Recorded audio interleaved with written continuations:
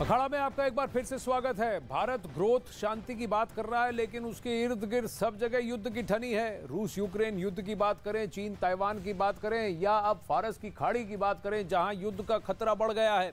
Iran और Israel के युद्ध की भविष्यवाणी बहुत से विशेषज्ञ कर चुके हैं और पिछले 2 दिनों में ईरान पर हुए 2 हमलों ने इस खतरे पर मुहर लगा दी है।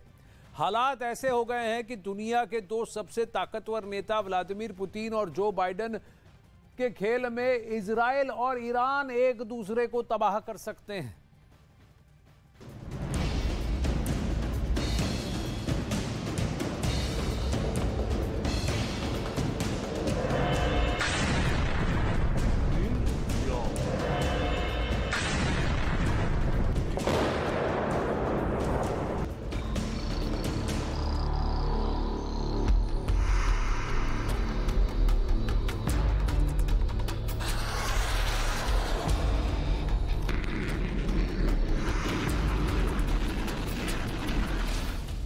ईरान में इस्लामिक रिवॉल्यूशनरी गार्ड के बेस के करीब धमाका।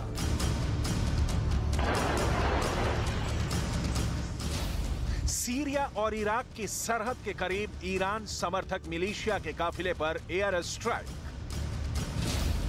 इस्फहान में ईरान की मिलिट्री फैक्ट्री पर ड्रोन अटैक। टारगेट पर ईरान है, सिर्फ 24 घंटे में उसे 2 से 3 बार निशाना बनाने की कोशिश की गई है। क्या ईरान को यूक्रेन की जंग में व्लादिमीर पुतिन के साथ खड़े होने की कीमत चुकानी पड़ रही है? क्या ईरान पर टारगेटेड अटैक के पीछे अमेरिका की शय पर इजरायल का हाथ है? फिलहाल इन सवालों के जवाब की तलाश है, लेकिन इस बात की आशंका काफी बढ़ गई है कि ईरान अब युद्ध के मुहाने पर खड़ा है।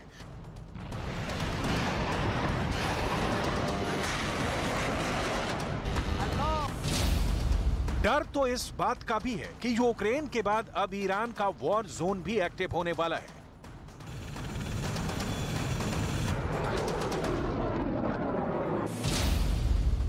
ऐसे में सवाल ये कि क्या ईरान एटमी प्रोग्राम की वजह से इजरायल के निशाने पर है?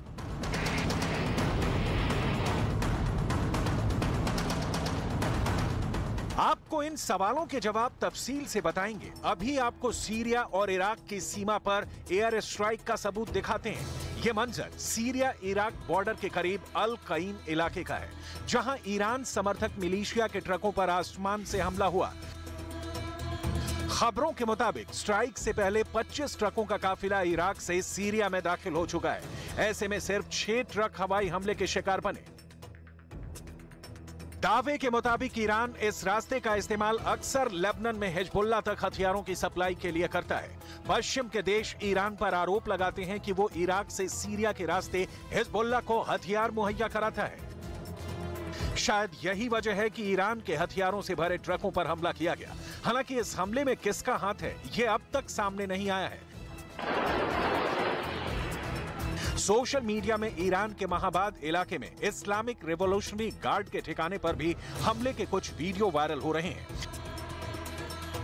इससे पहले ईरान के इस्फहान शहर में मिलिट्री फैक्ट्री को ड्रोन से निशाना बनाया गया, लेकिन ईरान के दावे के मुताबिक उस हमले को नाकाम कर 3 क्वाड कॉप्टर ड्रोनों को ढेर कर दिया गया।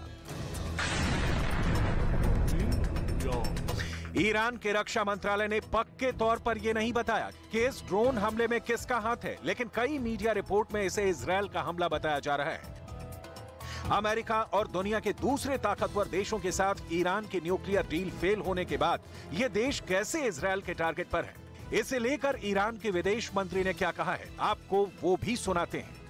اقدام بزدلانه امروز انجام شده. دستگاه امنیتی ما با اقتدار در راستای تأمین حداکثری امنیت ملی کشور عمل می‌کنند و چنین اقداماتی نمیتونه تأثیری در اراده و نیت متخصصین ما برای پیشرفت‌های هسته‌ای صلح‌آمیز بر جای بگذاره. ईरान ने 2 टूक कह दिया है कि वो ऐसे हमलों से झुकेगा नहीं, उसके वैज्ञानिकों के हौसले कमजोर नहीं होंगे और शांतिपूर्ण न्यूक्लियर एनर्जी हासिल करने का उसका इरादा कमतर नहीं होगा। ईरान के हौसले पस्त नहीं होंगे और इसमें कोई शक नहीं कि ईरान के एटमी प्रोग्राम से अमेरिका और इजरायल की त्योरियां चढ़ी हुई हैं।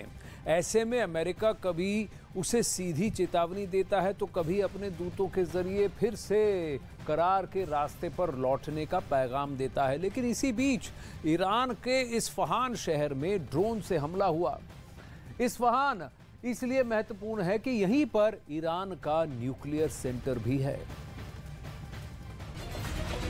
इस्फहान की जिस मिलिट्री फैक्ट्री को टारगेट किया गया उसे ईरान ने महज वर्कशॉप करार दिया है, लेकिन जानकारी के मुताबिक यहां बड़ी तादाद में हथियार और गोला बारूद का निर्माण होता है।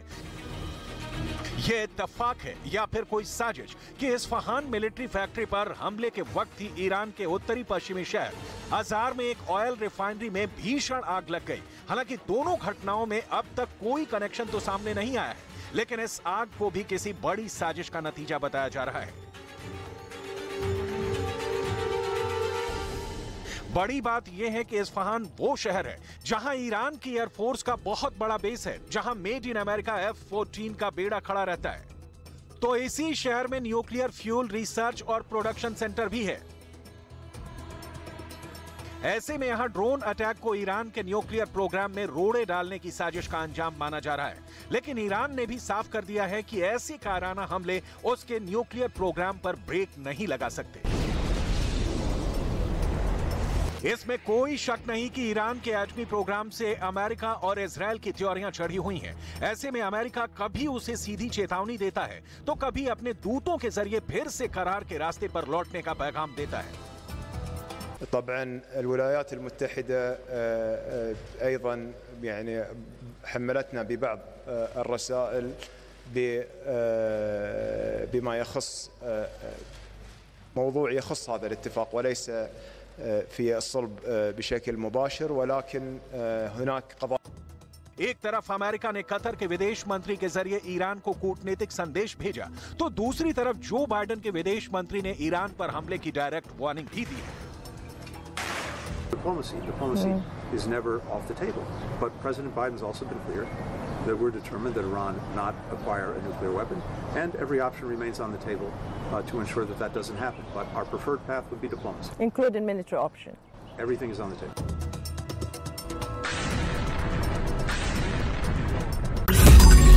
मैंने नहीं देखा इस तरह का चीट, इस तरह का क्रिमिनल माइंड पूरे जेल स्टाफ को ब्राइब कर देगा। मैं सोच भी नहीं सकता था गवर्नमेंट फंक्शनरी को इम्पर्सनेट करता था, आवाजें बदलता था। टारगेट भी बहुत पावरफुल धनवान लोगों को करता है। ये एक ही चीज से रुक सकता है अगर आप इसकी जीभ काटें। न्यूज चैनलों के इतिहास में पहली बार न्यूज 18 इंडिया की web series FIR number 208 streaming 3rd February 9 PM